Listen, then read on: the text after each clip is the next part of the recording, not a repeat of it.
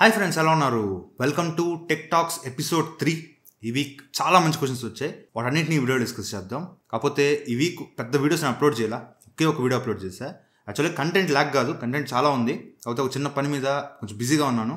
And రేపు మళ్ళీ తిరుపతి వెళ్తున్నా. ఈ పనులన్నీ కంప్లీట్ అయిపోయి నేను మళ్ళీ నెల్లూరు వచ్చాక ఇంకా రెగ్యులర్గా వీడియోస్ షార్ట్స్ మన ఛానల్లో వస్తాయి. సో కొంచెం వెయిట్ చేయండి. అండ్ ఈ వీక్ కూడా చాలా మంచి క్వశ్చన్స్ వచ్చాయి. అండ్ మీ దగ్గర ఉన్న ఇంట్రెస్టింగ్ క్వశ్చన్స్ ఉంటే ఈ వీడియో కింద కామెంట్స్లో చెప్పండి. వాటి గురించి మనం నెక్స్ట్ ఎపిసోడ్లో డిస్కస్ చేద్దాం. సో ఫస్ట్ క్వశ్చన్ చక్రి అడుగుతున్నారు, మొబైల్లో పవర్ సేవింగ్ మోడ్ 24/7 ఆన్ చేస్తే బ్యాటరీ పోతుందా? 100% ఉన్నా కూడా. పవర్ సేవింగ్ మోడ్ ఆ పేరులోనే ఉంది, పవర్ని సేవ్ చేసే మోడ్. పాదయాత్ర అంటే పాదాల మీద నడిసే యాత్ర. అంటే ఏం లేదు, లైక్ మీ ఫోన్లో బ్యాటరీ తక్కువ ఉందనుకోండి, ఒక 20% 10% ఉందనుకోండి, ఆ బ్యాటరీ మహా అయితే ఒక 1/2 అవర్ వస్తుంది. సో అప్పుడు ఏంటంటే పవర్ సేవింగ్ మోడ్ ఆన్ చేసుకుంటే మీ ఫోన్లో ఏవైతే బ్యాటరీని ఎక్కువ కన్స్యూమ్ చేసే టాస్క్స్ ఏవైతే ఉంటాయో వాటన్నింటిని లిమిట్ చేస్తుంది అనమాట. లైక్ ఫోన్లో ఎక్కువ పవర్ కన్స్యూమ్ చేసేది ఏంటి? డిస్ప్లే బ్రైట్నెస్ డ్రాప్ చేస్తుంది. నెక్స్ట్ CPU పర్ఫార్మెన్స్ డ్రాప్ చేస్తుంది, లిమిట్ చేస్తుంది. అండ్ బ్యాక్గ్రౌండ్లో యాప్స్ రన్ అవ్వడం కానీ, నోటిఫికేషన్స్ రావడం కానీ, బ్యాక్గ్రౌండ్లో ఏమైనా బ్యాకప్ అవ్వడం కానీ, సింకింగ్ అవ్వడం కానీ, స్క్రీన్ టైమ్ అవుట్ కానీ, ఇవన్నీ కూడా లిమిట్ చేస్తుంది, తగ్గించేస్తుంది అనమాట. సో తగ్గించేయడం వల్ల బ్యాటరీ లైఫ్ కొంచెం 1/2 అవర్ కాస్త ఒక 1 అవర్ దాకా ఎక్స్టెండ్ అవుతుంది. సో ఈ పవర్ సేవింగ్ మోడ్ ఎప్పుడైనా సరే మీ బ్యాటరీ తక్కువ ఉన్నప్పుడు వాడండి. ఒకవేళ మీ ఫుల్ ఛార్జింగ్ 100% ఉంది, 80% ఉంది, అప్పుడు మీరు పవర్ సేవింగ్ మోడ్ ఆన్ చేశారంటే మీ ఫోన్లో మొత్తం టాస్క్స్ లిమిట్ అయిపోతాయి. మీ పర్ఫార్మెన్స్ కానీ, బ్రైట్నెస్ కానీ మొత్తం లిమిట్ అయిపోతాయి. మీరు ఆ ఫోన్ని ఫుల్ పొటెన్షియల్లో యూజ్ చేయలేరు. మీరు ఫర్ ఎగ్జాంపుల్ గేమ్ ఓపెన్ చేశారు, మీరు ఏమడుతున్నారు? CPUని నాకు ఫుల్ పొటెన్షియల్లో గేమ్ ప్లే చేయని అడుగుతున్నారు. మీరు already power saving mode on చేయడం వల్ల బ్యాటరీకి ఎలాంటి సిగ్నల్ అవుతుంది? పవర్ సేవింగ్ మోడ్ ఆన్లో ఉంది, నువ్వు CPUకి ఎక్కువ బ్యాటరీ ఇచ్చేకు, కొంచెం లిమిట్ చేయనేసి CPUకి బ్యాటరీ తక్కువ ఇస్తుంది. సో CPUకి బ్యాటరీ తక్కువ ఇవ్వడం వల్ల CPU ఫుల్ పొటెన్షియల్లో వర్క్ చేయదు. తక్కువ బ్యాటరీ వస్తుంది కాబట్టి పర్ఫార్మెన్స్ డ్రాప్ అయిపోద్ది, లిమిట్ అయిపోద్ది. సో మీరు పర్ఫార్మెన్స్ లిమిట్ అయిపోవడం వల్ల మీరు గేమ్స్ ఆడుతున్నప్పుడు ల్యాగ్స్ వస్తుంటాయి, స్ట్రక్ అవుతుంటుంది. ఎప్పుడు కూడా మీ ఫోన్లో ఫుల్ ఛార్జింగ్ కానీ, కొంచెం గుడ్ అమౌంట్ ఆఫ్ ఛార్జింగ్ ఉన్నప్పుడు ఎప్పుడు కూడా పవర్ సేవింగ్ మోడ్ ఆన్ చేయొద్దు. మీకు అన్లెస్ ఒక 20% లోపు వస్తే పవర్ సేవింగ్ మోడ్ ఆన్ చేసుకోండి. అండ్ నెక్స్ట్ అనిల్ కుమార్ అడుగుతున్నారు, అన్న what's the difference between optical Zoom and digital Zoom? Optical Zoom అంటే ఏం లేదు, మీకు లెన్స్ ఉంటుంది కదా, ఆ లెన్సే ముందుకు వెనక్కి మూవ్ అయ్యి ఫోకల్ లెంత్ అడ్జస్ట్ చేసుకుంటుంది. ఇక్కడ స్క్రీన్ మీద చూడొచ్చు. సో దీనివల్ల ఏంటంటే మీరు నిజంగా దగ్గరికి వెళ్ళి ఫోటో తీస్తే ఎలా ఉంటుందో ఆప్టికల్ జూమ్ ద్వారా ఫోటో తీస్తే అలాగే వస్తుంది. లైక్ మీ క్వాలిటీలో లాస్ ఉండదు, డీటెయిల్స్ చాలా నీట్గా వస్తాయి. వేరే డిజిటల్ జూమ్ దగ్గరికి వస్తే డిజిటల్ జూమ్ అక్కడ లెన్స్ మూవ్ అవ్వదు, లెన్స్ అలాగే ఉంటుంది. కాకపోతే ఇమేజ్ క్రాప్ అవుతుంది అనమాట. మీరు ఎంతవరకు జూమ్ చేశారో అంతవరకు ఇమేజ్ క్రాప్ అయ్యి దాన్ని ఎన్లార్జ్ చేస్తుంది, ఆ పార్ట్ని ఎన్లార్జ్ చేస్తుంది. ఎన్లార్జ్ చేసినప్పుడు ఆ పిక్సలేట్ అయిపోయి ఉంటుంది కదా, ఆ పిక్సలేట్ అయిపోయిందని సాఫ్ట్వేర్తో కొంచెం నీట్గా ఇమేజ్ నీట్గా కనిపించేలాగా సాఫ్ట్వేర్లో ఆప్టిమైజ్ చేస్తుంది. అది మీకు అంత క్లియర్గా ఉండదు, ఇమేజ్ మీకు పెద్ద డీటెయిల్స్ కనిపించవు. బట్ ఆప్టికల్ జూమ్లో డీటెయిల్స్ బాగా కనిపిస్తాయి, క్లియర్గా ఉంటాయి. అండ్ నెక్స్ట్ క్వశ్చన్ వంశీకృష్ణ అడుగుతున్నారు, మొబైల్ ఛార్జింగ్ పెట్టినప్పుడు హీట్ అవ్వకుండా మొబైల్ రివర్స్లో పెట్టి దానిపైన కూల్ వాటర్ గ్లాస్ కానీ కూల్ వాటర్ ప్యాకెట్ కానీ పెడుతున్నా. అండ్ ఎప్పుడైనా మొబైల్ ఎక్కువ హీట్ అయినప్పుడు కూడా అలాగే చేస్తున్నా. ఇలా చేస్తే ఏమైనా ప్రాబ్లం అవుతుందా? Is it safe? ఇదైతే చాలా తప్పు, ఎప్పుడు ఇలా చేయొద్దు. ఒక ఫోన్లో హీట్ అవుతుందంటే దాని అర్థం ఏంటంటే లోపల ఉన్న కాంపోనెంట్స్ నుంచి వచ్చే హీట్ని బయటికి తోసేస్తుంది, బయటికి డిసిపేట్ చేస్తుంది. అవి వాటిని కాపాడుకోవడానికి ఆ హీట్ని బయటకు పంపించేస్తున్నాయి. సో మీరు అలా కాకుండా హీట్ బయటకు రాకుండా మీరు దాన్ని క్లోజ్ చేశారనుకోండి, కూలింగ్ వాటర్ బాటిల్ పెట్టో లేదంటే కూలింగ్ ప్యాకెట్ పెట్టో, ఆ హీట్ బయటకు వెళ్ళకుండా దాన్ని ఆపేస్తే ఆ హీట్ లోపల ఆగిపోయి కాంపోనెంట్స్ డ్యామేజ్ అయిపోతాయి. సో ఎప్పుడైనా సరే హీట్ని బయటకు పంపించేయాలి, హీట్ని డిసిపేట్ చేసేయాలి. సో ఎప్పుడైనా మీరు హీట్ని బ్లాక్ చేశారంటే మొబైల్కి అది మంచిది కాదు. న్యాచురల్గా కూల్ అవుద్ది. లైక్ మీరు ఛార్జింగ్ పెట్టారు, పక్కన పెట్టేసాను, వదిలేసేయండి. ఛార్జింగ్ కంప్లీట్ అయ్యాక ఒక 2-3 నిమిషాల్లో మళ్ళీ కూల్ అయిపోద్ది, నార్మల్ స్టేజ్కి వచ్చేస్తుంది. ఆ కూలింగ్ ప్రాసెస్ న్యాచురల్గా అవ్వాలి. అలా కాకుండా మీరు ఫోర్స్డ్గా దాన్ని కూల్ చేయడానికి ట్రై చేస్తే కాంపోనెంట్స్ చాలా దెబ్బతింటాయి. సో ఈ తప్పు చేయొద్దు. కొంతమంది గేమ్స్ బాగా ఆడాక ఫోన్ హీట్ అయిందని తీసుకుపోయి ఫ్రిడ్జ్లో పెడతారు. అలా కూడా ఎప్పుడు చేయొద్దు. ఫోన్ ఎప్పుడైనా సరే న్యాచురల్గా కూల్ అవ్వాలి. సో మీరు ఛార్జింగ్ పెట్టేటప్పుడు మంచం మీద పెట్టొద్దు, ఎందుకంటే మంచం హీట్ని బ్లాక్ చేస్తుంది, బయటికి వెళ్ళనివ్వదు. సో ఎప్పుడైనా వాళ్ళకి హోల్డర్స్ దొరుకుతుంటాయి, మొబైల్ హోల్డర్స్, వాటి మీద పెట్టుకోండి. లేదంటే ఏదైనా టేబుల్ రఫ్ సర్ఫేస్ మీద పెట్టుకోండి. రఫ్ సర్ఫేస్ మీద పెడితే హీట్ డిసిపేట్ అయిపోద్ది, మీ ఫోన్కి ఎలాంటి ప్రాబ్లం ఉండదు. నెక్స్ట్ సాయి సంతోష్ అడుగుతున్నారు, smart watch back side green light ఉంటుంది కదా, అదే మన నర్వ్స్కి డేంజరస్ అని విన్నా, అది నిజమేనా? అదేం లేదు. బ్యాక్ సైడ్ మనకు ఉండేది జస్ట్ LED లైట్స్ అంతే. మన ట్యూబ్ లైట్స్లో ఉంటాయి కదా LED లైట్స్, అవే గ్రీన్ కలర్ లైట్ అంతే, ఇంకేం లేదు. సో ఏం చేస్తుందంటే మీకు లైట్స్ పక్కన ఫోటో డిటెక్టర్స్ ఉంటాయి. ఇవేం చేస్తాయంటే ఎంత అమౌంట్ ఆఫ్ లైట్ లోపలికి వెళ్ళింది, ఎంత అమౌంట్ ఆఫ్ లైట్ రిఫ్లెక్ట్ అయింది అనేది క్యాలిక్యులేట్ చేస్తుంటుంది. సో మన హార్ట్ పంప్ చేసినప్పుడు, బ్లడ్ పంప్ చేసినప్పుడు ఆ బ్లడ్ ఫ్లో అనేది ఇలా మన హ్యాండ్స్ ద్వారా ఫ్లో అవుతుంది. ఆ ఫ్లో అయినప్పుడు ఎప్పుడైతే ఆ బ్లడ్ కరెక్ట్గా వాచ్ కిందకి వస్తుందో ఎక్కువ అమౌంట్ ఆఫ్ లైట్ లోపలికి తీసేసుకొని తక్కువ అమౌంట్ ఆఫ్ లైట్ని రిఫ్లెక్ట్ చేస్తుంది. ఈ రిఫ్లెక్ట్ ఎంత అమౌంట్ ఆఫ్ లైట్ రిఫ్లెక్ట్ అవుతుంది అనేది ఇది క్యాలిక్యులేట్ చేసుకొని ఒక గ్రాఫ్ వస్తుంది అనమాట. ఆ గ్రాఫ్ బట్టి మన హార్ట్ రేట్ ఎంత ఇవన్నీ మెజర్ చేస్తుంది అనమాట. సో అదేమంత డేంజరస్ కాదు. ఇది మనకు విజిబుల్ లైట్ అంటే నాన్ అయనైజింగ్ రేడియేషన్ కిందకి వస్తుంది. సో అదేం డేంజర్ కాదు, మీకు అసలు భయపడాల్సిన అవసరం లేదు. నెక్స్ట్ సుధీర్ అడుగుతున్నారు, హాయ్ అన్న, మీరు ఓన్లీ కామెంట్స్కి ఆన్సర్స్ కాకుండా టెక్ న్యూస్ చేయండి డైలీ, మీరు చాలా ఫాస్ట్గా అండ్ క్లియర్గా అర్థమయ్యేలా చెప్తున్నారు. Thank you. And tech news చేయాలని నాకు ఉంది, కాకపోతే ఒకసారి టెక్ న్యూస్ స్టార్ట్ చేశానంటే నేను ఇంకేం చేయలేను. రెగ్యులర్ వీడియోస్ చేయలేను, షార్ట్స్ చేయలేను, ఏం చేయలేను. టెక్ న్యూస్ స్టార్ట్ చేసి మాత్రం ఒక టీం వర్క్తో దిగాలని చెప్పి చూస్తున్నా. ఖచ్చితంగా స్టార్ట్ చేస్తా, కాకపోతే ఒక్క టీం మెంబర్ ఉన్నా నేను దాన్ని కరెక్ట్గా చేయగలుగుతాను.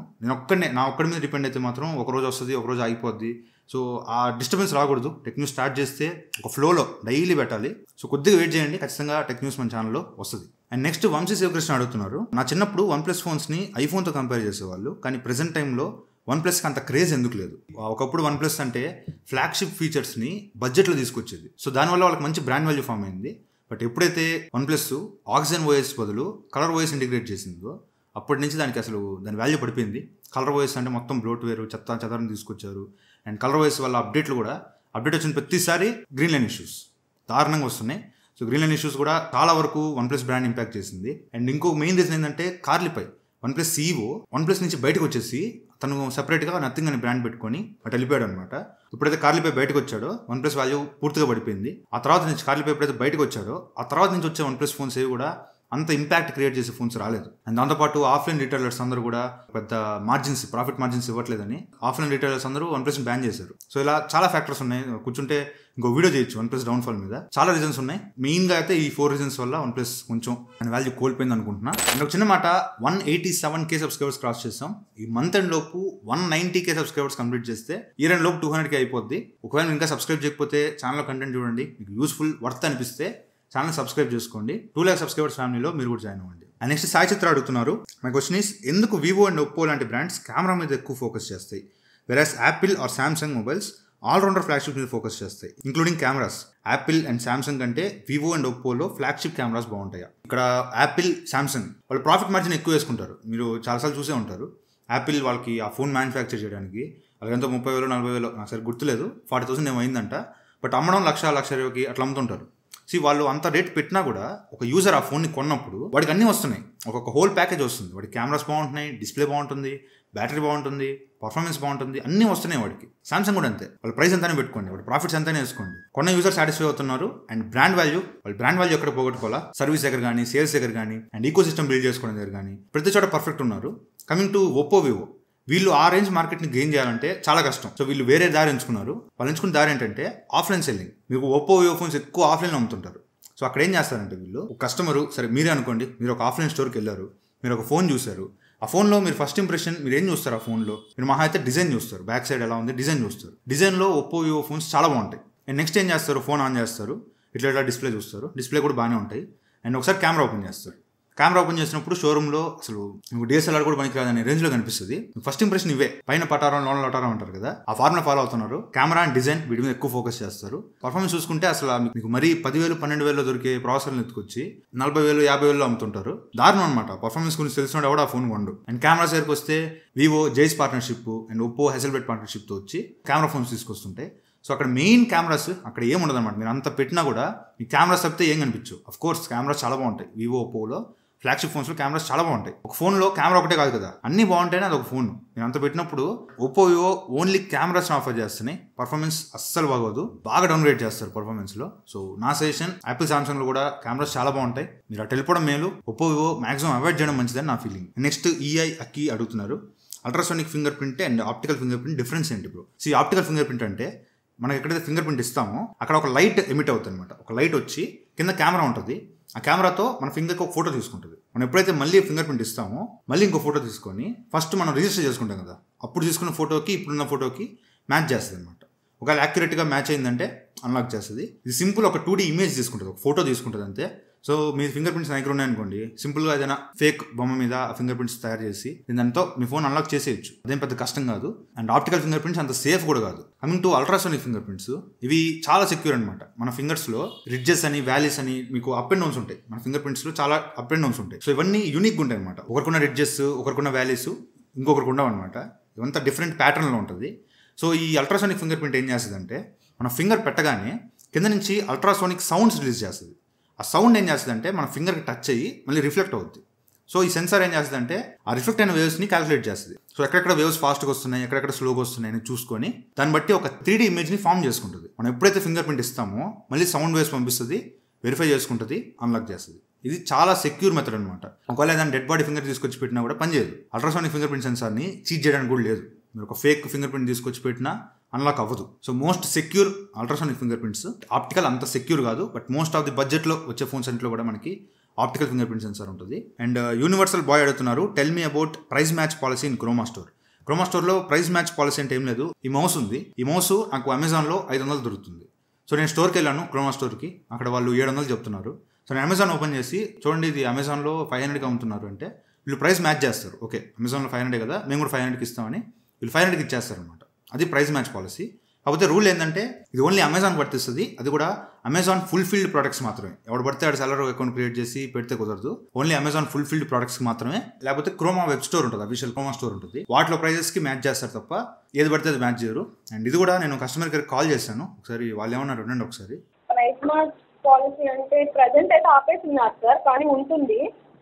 Chroma.com లో ఏదైతే ప్రైస్ ఉంటుందో అదే ప్రైస్ స్టోర్ లో మ్యాచ్ చేస్తారు సార్. అమెజాన్ సెల్లర్ అయితే మాత్రమే అది మ్యాచ్ చేస్తారు సార్. అదే థర్డ్ పార్టీ అయితే మ్యాచ్ చేస్తాం. ఆన్లైన్ ప్రైజెస్ ఏ ఉన్నాయి సార్ స్టోర్స్ లో కూడా, వేరియేషన్స్ అయితే ఏం లేవు ఎక్కువ.